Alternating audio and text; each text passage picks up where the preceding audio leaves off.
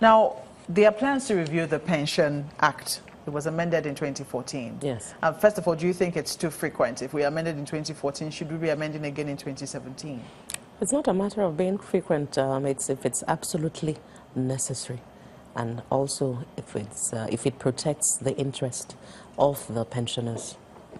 Because some people might think that tampering or tinkering with it ever so often might now begin to send signals down, you know, as to whether or not there is confidence in the system that currently exists. No, there is confidence in the defined benefit scheme. I mean, PITAD is in the business of restoring hope to that sector. It's a good thing you talk about just PITAD and you don't talk about PENCOM. PENCOM is our regulator, so I cannot speak much. Well, the contributory pension scheme is also Yes. one of the areas that PENCOM oversees. Yes. And you do know that the federal government has been falling short of that. So if there are constant, you know, is it amendments now, how do you think that people who are under the contributory pension scheme will view it? Do you think will have any effect on their perception whatsoever? I don't think so, because when they hear about you trying to tinker with the law, maybe the law isn't working for the people it's meant to serve, then you can look at reviewing the law. Now let's look at these reviews. Yes. The first one is a bill to amend the Pension Reform Act 2014 to exclude members of the Nigerian Police, the Nigeria Security and Civil Defense Corps, Nigeria Customs Service, Nigeria Prison Service, Nigeria Immigration Service, and the Economic and Financial Crimes Commission from the contributory pension scheme. And it's already past second reading. This is in the House of Reps. Yes. Are you a little worried about this development? I would only worry for the police pension department, police pensioners who are under PITAD. I can only speak for those under PITAD. We have been administering their monthly pensions on time, as and when due. Same for the customs, immigration, and prison service, and the military and the civilian pensioners under military agencies. Why would you worry for them? I would worry for them if they're taking out of a structured establishment like PITAD and to now be administered under a pension board of trustee. You know, in the past, pension administration was very opaque. There was no transparency.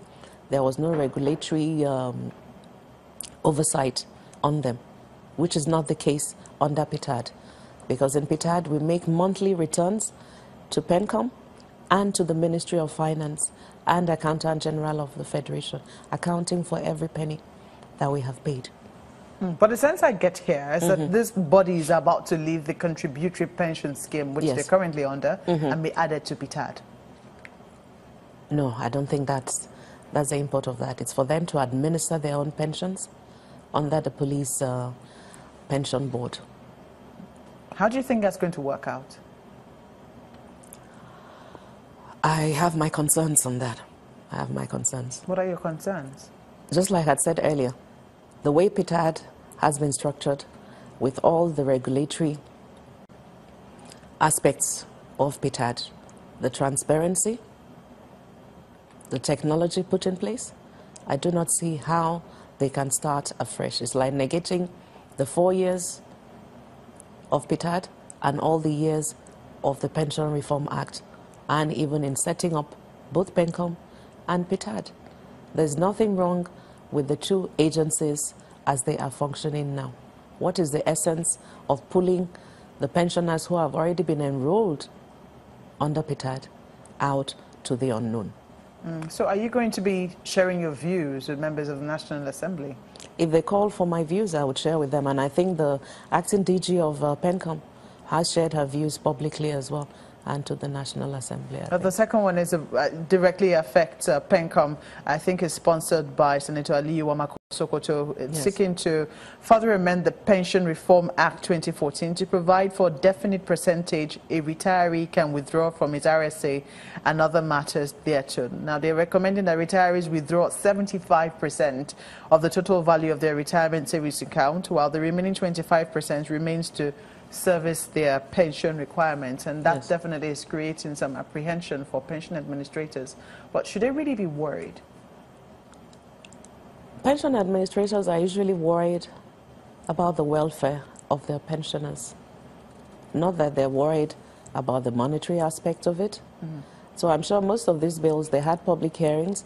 The pensioners must have made their input into it. So I think it's something that PENCOM will take up with the National Assembly to review before it gets a final passage.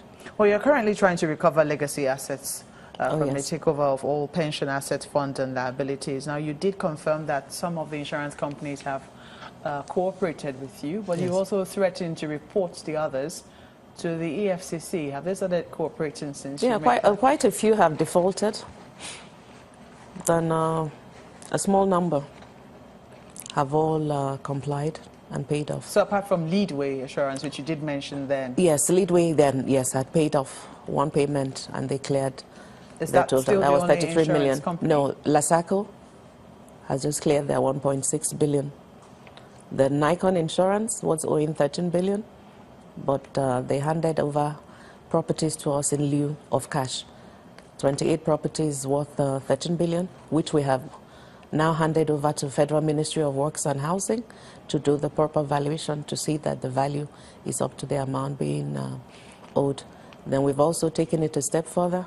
We've gone to NICOM, which is the regulator of the insurance industry, to lay the formal complaints, and we have sent out final demand notices to the insurance companies to return these assets, because it's unfair that they will hand over the liabilities, the pension liabilities, to government and now withhold government's assets. So if all else fails, we will definitely involve the EFCC in the recovery. But so far we've recovered 6.5 billion, which is lodged in the asset recovery account, TSA account with the CBN. And we hope to make much more recoveries. I'm going to ask you this. You're a politician and you are primarily from the Southeast. I know that everybody will say we're Nigerians. But what are your current views on the happenings in the Southeast, especially with the tension generated by Operation Python Dance? What is happening in the Southeast cannot be said to be insurmountable. It's not something that dialogue cannot end. It's for the leaders of the Southeast. And when I talk about leaders, it's not just the men, the women as well of the Southeast, to come together and let us talk with our sons and daughters. Do you think that your party, represented by the party in government right now, has handled the situation well?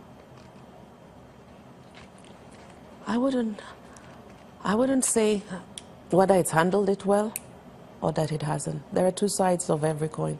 When there is civil disobedience, there are consequences of action in civil disobedience.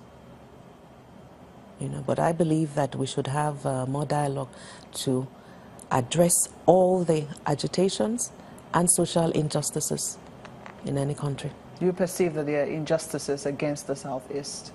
If anyone, the Southeast? I don't think so. I'm from the Southeast. I'm sitting here. I'm part of this government. We've had 2 presidents from the South. We've had Senate presidents from the Southeast. We've had several governors. We've had several senators and all. What did they take back to the Southeast? I don't think anyone should clearly say that we are being marginalized. What have we done with what we have been given? Take Aba, for instance. Aba could have been the technology hub of the Southeast. Do you think it would affect your party's chances in Anambra? You're from Anambra. How do you think what is happening currently will, impress on people and your party in Anambra elections? I'd rather not comment on politics. Right now, you're not a politician? I'm a professional who went into politics, but not a professional politician. Okay. Yes. I can see you're still wearing the flag of your party there. Yes, because I'm a board of trustee member of the party, but I'm not in active politics. And elections are coming up in Anambra. I'd rather not comment on the elections. Okay. Yes. Well, Mrs. Sharon Ikeazor, we have to thank you for coming on Hard Copy. Thank you. Well, that's the program tonight. Are you a pensioner currently under PTAD, or do you know someone who should be under the scheme? How have you been attended to? Do write to hardcopy@channelstv.com. We look forward to hearing from you. Thank you for watching. I'm Maukwe Ogun. Good night.